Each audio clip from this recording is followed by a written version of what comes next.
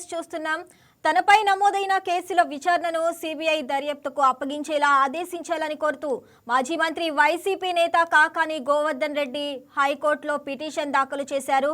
దీనిపై విచారణ చేపట్టిన హైకోర్టు కౌంటర్ దాఖలు చేయాలని ప్రతివాదులు కేంద్ర హోంశాఖ కార్యదర్శి, సిబిఐ డైరెక్టర్ జనరల్, రాష్ట్ర హోంశాఖ ముఖ్య కార్యదర్శి, డీజీపీ, సిఐడి అదనపు డీజీలతో పాటు ఫిర్యాదుదారులకు నోటీసులు జారీ చేసింది.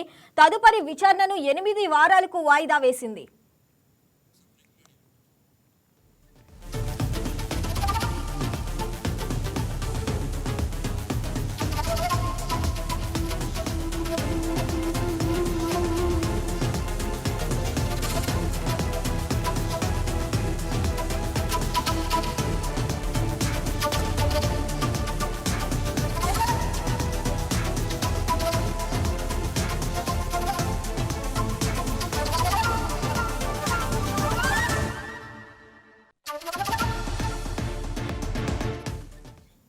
తనపై నమోదైన కేసులపై సిబిఐ విచారణ జరిపించాలని సెప్టెంబర్ 11, 2025న ముఖ్యమంత్రి చంద్రబాబుకు కాకాని లేఖ రాశారు. ముఖ్యమంత్రి స్పందించకపోవడంతో తనపై బనాయించిన అక్రమ కేసులను సిబిఐకి అప్పగించి విచారణ జరిపించాలని హైకోర్టులో రీట్ పిటిషన్ దాఖలు చేశారు.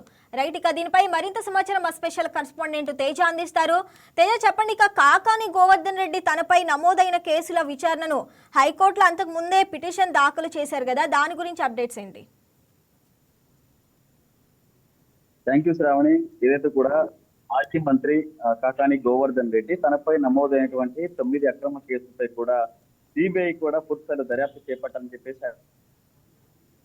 11వ తేదీ ఆయన ముఖ్యమంత్రి కూడా లేఖ రాసిన పరిస్థితుంది. ఏదైతే గత వైసీపీ హయాంలో కూడా ఆయన కావచ్చు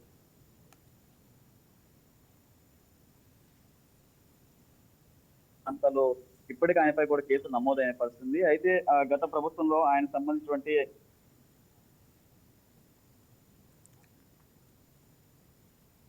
కృష్ణపట్నం పోర్టులోని పలు అక్రమాలకు సంబంధించి ఇప్పటికీ ఆయనపై పలు పోలీస్ స్టేషన్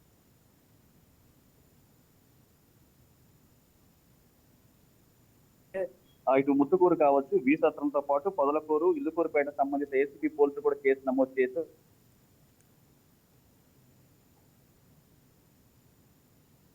ఆయన బయటకు వచ్చిన పరిస్థితుంది. ఇప్పటికే ఇటు ఉన్నటువంటి ఆయనపై నమోదైనటువంటి కేసులపై కూడా న్యాయపరమైన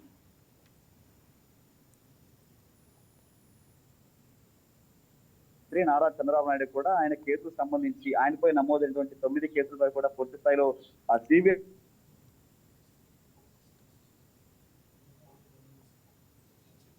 చంద్రబాబు స్పందించకపోవడంతో ఇటు ఆయన హైకోర్టును కూడా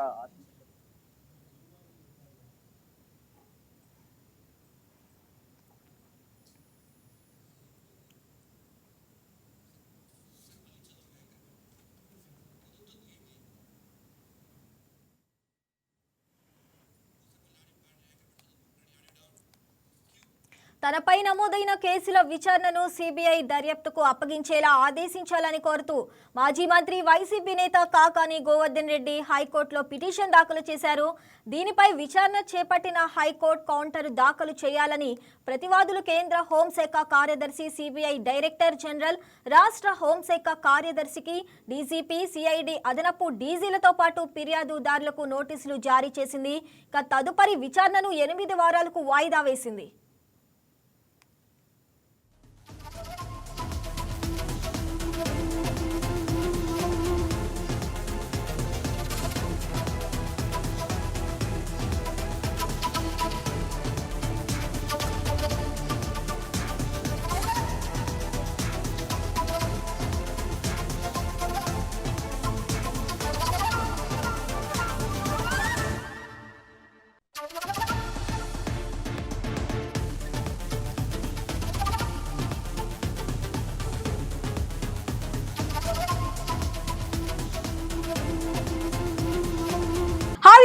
ఈ వీడియో మీకు నచ్చినట్లయితే లైక్ కొట్టి షేర్ చేసి వైకే టీవీని సబ్స్క్రైబ్ చేసుకోండి.